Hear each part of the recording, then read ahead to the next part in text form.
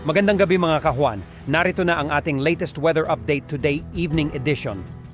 Narito ang magiging lagay na ating panahon ngayong gabi hanggang bukas at sa susunod na 2 hanggang 3 araw sa mga ilang piling syudad dito sa ating bansa.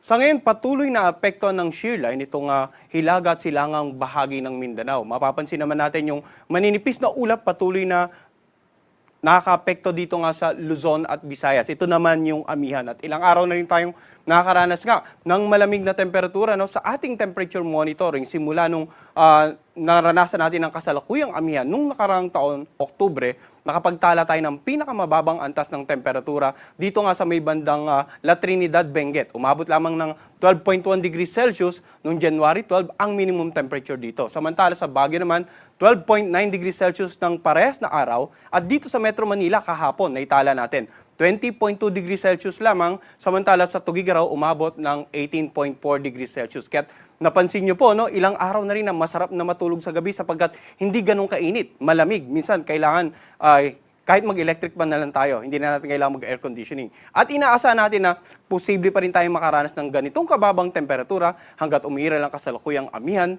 na posible namang umabot hanggang kalagitnaan ng Pebrero ng kasalukuyang taon. Magiging lagay naman ng ating panahon sa ilang bahagi ng ating bansa.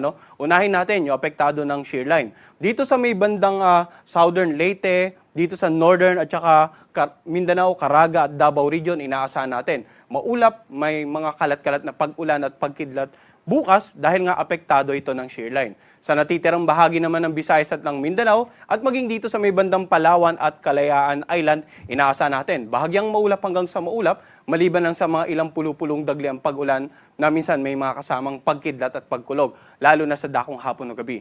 In terms of forecast temperature, mapapansin natin, mababa pa rin ang minimum temperature, lalong-lalo na dito sa mga lugar na apektado ng shear line, posibleng umabot lamang ng 24 degrees Celsius at yung maximum daytime temperature ay aabot lamang ng 29 degrees Celsius.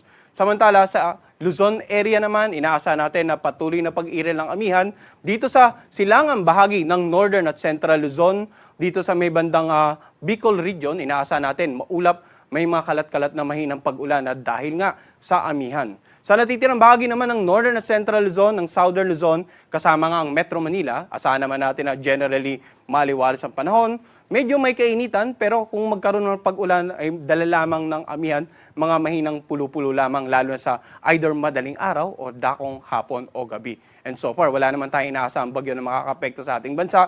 Ngayong araw, bukas, maging sa susunod na 2 hanggang 3 araw.